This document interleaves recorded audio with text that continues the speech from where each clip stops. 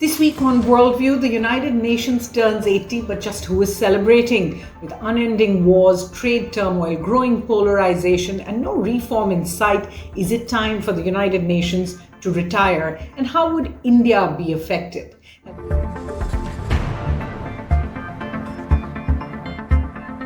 Hello and welcome to Worldview at The Hindu with me, Suhasini Haider. Now, this week saw what's called UN High Level Week at the UN General Assembly. So let's first get you the highlights as the UN's 80th High Level Week kicked off as leaders from around the world gathered in New York. As tradition, the US President spoke second. This is after Brazil.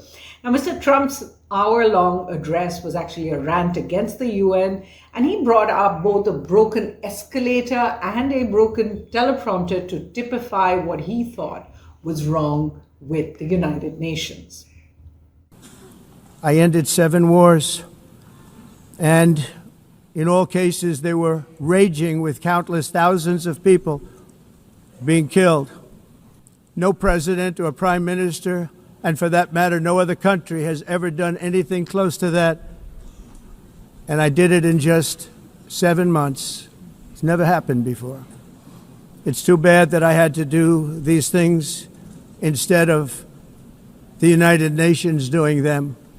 And sadly, in all cases, the United Nations did not even try to help in any of them.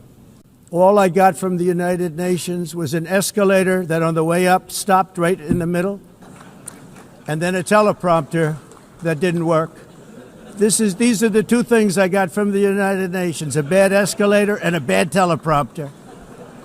Thank you very much. What is the purpose of the United Nations? The UN has such tremendous potential. I've always said it. It has such tremendous potential. But it's not even coming close to living up to that potential. It's empty words, and empty words don't solve war. The only thing that solves war and wars is action. There at the UN on the sidelines, External Affairs Minister S. Jaishankar spoke to a meeting of like-minded Global South countries. He listed a number of problems the world faces, from the pandemic to trade uncertainties. In face of such proliferation of concerns and multiplicity of risks, it is natural that the Global South would turn to multilateralism for solutions. Unfortunately, there too we are presented with a very disappointing prospect. The very concept of multilateralism is under attack. International organizations are being rendered ineffective or starved of resources. The building blocks of the contemporary order are starting to come apart, and the costs of delaying much-needed reforms is today starkly visible. Mr. Jaishankar also used that week to meet with the US Secretary of State Marco Rubio on the sidelines to repair the India-US relationship, and they made some progress there. Significantly, there was no Quad foreign ministers meeting, as is the tradition, and of course the government has now stopped for years the idea of a SAARC foreign minister meeting, which used to be held on the sidelines of the UNGA. South Asian leaders were present, however. Pakistan's Prime Minister Shehbaz Sharif met with a number of South Asian leaders separately. He then went to the White House to meet Donald Trump. Let's go back to the UN, where Secretary General Guterres listed the challenges to the UN most explicitly. Look around. The principles of the United Nations that you have established are under siege. Listen. The pillars of peace and progress are buckling under the weight of impunity, inequality, and indifference. Sovereign nations invaded. Hunger weaponized, truce silence, rising smoke from bombed-out cities, rising anger in fractured societies, rising seas swallowing coastlines.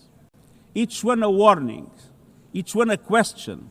What kind of world will we choose? So the warning and the question really is it time for the UN to retire? What are the main challenges that confront the global body? The first is the Security Council is in gridlock. The vetoes are in fact coming fast and furious, and it seems to be that the UNGA, that can't take action is able to pass resolutions, but the Security Council that is mandated to take action in times of conflict particularly is unable to get consensus on a resolution. The second, global leaders simply behaving badly, disrupting the global order. We see with the United States, trade disruptions, withdrawal from UN institutions, its blanket support for Israel, for example. With China, there was a COVID pandemic, the flouting of the World Health Organization, the flouting of the UN UNCLOS, as it's known, the UN Convention on the Seas, and its transgressions in the South China Sea, Russia's Ukraine war, the first time we saw this kind of territorial invasion in Europe by a UN Permanent Security Council member. Israel's attacks without stopping on Iran, Lebanon, Syria, Qatar, Tunisia even. We'll come to that in just a bit. The rise of authoritarianism and majoritarianism around the world. According to one survey, WPR, 60 countries today have authoritarian governments. 46, including India and the US, are categorized as flawed democracies, and they see only 25 real democracies in the world. So this is actually less than in the past few decades. The third big challenge is that the UN is simply unrepresentative. The P5 is a closed membership. It's based on the idea of who were the victors of World War II. It represents less than a fourth of the world's population. If you put all the population of the UN P5 together, whole continents like Africa, South America have no representative. All of Asia has just one, China. And the world's most populous nation, India, is not included. Fourth, funding for UN work has really dipped. And as a result, SDGs, the Sustainable Development Goals announced at the beginning of the century, have really been deprioritized. Remember, the UN's annual funding of $3.5 billion has become more and more difficult to raise. US and China make up about half those contributions, but they're cutting them every year, especially this year by the US, and only about a fourth, 53 of 193 countries actually pay their dues to the UN on time. So the SDGs that I spoke about are being deprioritized, and the UN estimates there's a $4 trillion shortfall if you add up all that countries should be doing versus what they're doing right now. The fifth big challenge is deglobalization. Whether it's trade, whether it's migration, whether it's supply chains, the world is no longer looking like one happy or large family. The sixth is the idea of why the UN came about, that philosophy, never again. That never again would something like the Holocaust be repeated. But what we have seen in Gaza is a UN-declared genocide. 65,000 people dead, amongst them 20,000 children, hospitals, schools bombed.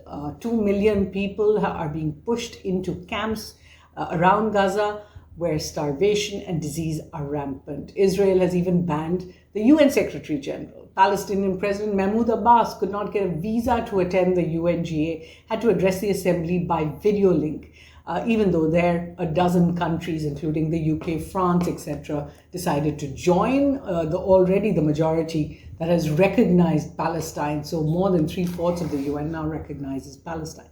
Then you see the other part of the never again, the nuclear threat to the world. US strikes on Iran's nuclear installations just this year, the Russian aggression in Ukraine at Zaporizhzhia. And remember, India and Pakistan came to blows this year, and they're the only two nuclear powers of that sort that have active and heated conflict. And there are so many other conflicts around the world that don't seem to stop. This is not, however, the first time that global governance has been seen as dysfunctional or a new UN has been conceptualized. Way back in 1842, actually, Alfred Tennyson's poem Locksley Hall, Parliament of Man, the federation of humanity kind of idea, came with the idea of the injustice and greed and oppression of colonial powers. That's what inspired it. Nearly 100 years later, 1920, we saw the League of Nations with about 63 nations joining after World War I. In 1945, the United Nations, which now has 193 members. So the question really not if, but when the UN is reimagined, whether that's in 2030, 2040, 2045, will there even be a UN as we know it now? So what are some of the options for an alternative global governance mechanism? One is the idea of what's often called 50-50-50, the idea of 50 different coalitions on different issues in which 50 different countries might actually come together. So one on climate, one on the seas, one on security, and so on. The second, a grouping of security alliances like NATO, the Gulf Cooperation Council, even the SCO has at oftentimes had that ambition of being a security organization. A third, which seems rather more reasonable, is regional coalitions, geographical regional groupings coming together. Many of them are already economic groupings like the European Union, Mercosur in South America, RCEP in Asia and Australia, the Eurasian Economic Union in Russia, Central Asia, the Gulf Cooperation Council in the Gulf, the African Continental Free Trade Agreement, of course, India's SAFTA and South Asian sort of regional grouping has not really made much headway. The fourth idea is one of the rise of middle powers, India, Germany, South Africa, the BRICS countries minus the big powers, really coming together. Even Australian Prime Minister Anthony Albanese spoke about this. So do write in with your suggestions of what you think the new model of the UN should be in the page below, whether you're watching us at the www.thehindu.com or at YouTube. But we don't want to speak about why the UN matters to India at all. What happens if it just disappears? One, India has benefited from the global world order, international law, and the relative peace it has brought has allowed India to develop. In a world where economic and military might would otherwise be the only consideration. Second, foreign policy projection. India's voice has always found a platform at the UN from the 1950s as a part of peacemaking efforts. Even though its economic conditions were poor, India won support for its international causes, anti-apartheid, non-alignment, anti-terrorism, UN reform, and others.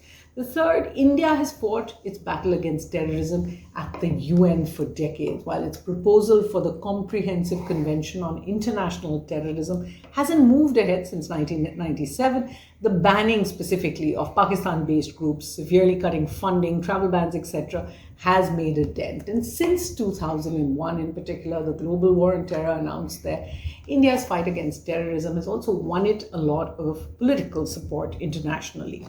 Four, India benefits from the support of UN agencies in development, women's empowerment, education, literacy, sanitation, battling climate change and pollution, and so many other fields. And then there's India's military service in several UN peacekeeping missions that adds to its global reputation and prestige. India has sent, remember, nearly 3,290,000 personnel to about 50 missions since the 1950s. There are about 5,000 out there at present. So what's Worldview's take? In a world of increasing tribalism and might is right, India has much to gain from a global system of governance. Quite simply, if the world did not have a UN, it would have to invent one. But as the US threatens to tear up the present system and China brings in its plans for a global governance initiative, India must be at the forefront of finding the next big idea of managing a polarized world with a responsible set of norms.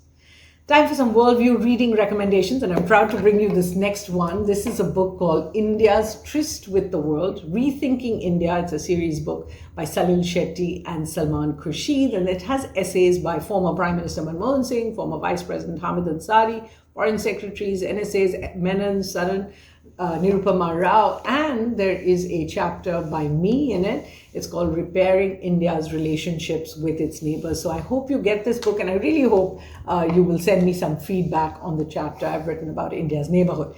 Then there's a book called India and the United Nations by CSR Murthy. This is a classic and a real must-read.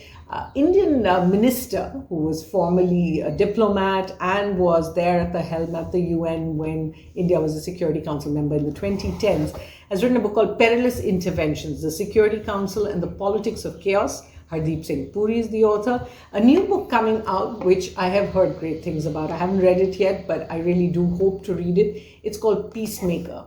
Utan, the United Nations and the Untold Story of the 1960s. This is by his grandson Tant Mintu from Burma, Myanmar.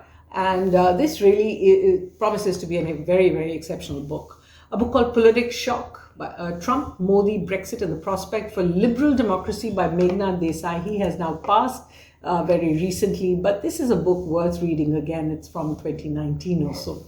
And The New World Disorder and the Indian Imperative. This is a book by Shashi Tharoor and Samir Saran. So we hope you enjoy reading all of this. A very happy birthday to the United Nations, an 80th birthday.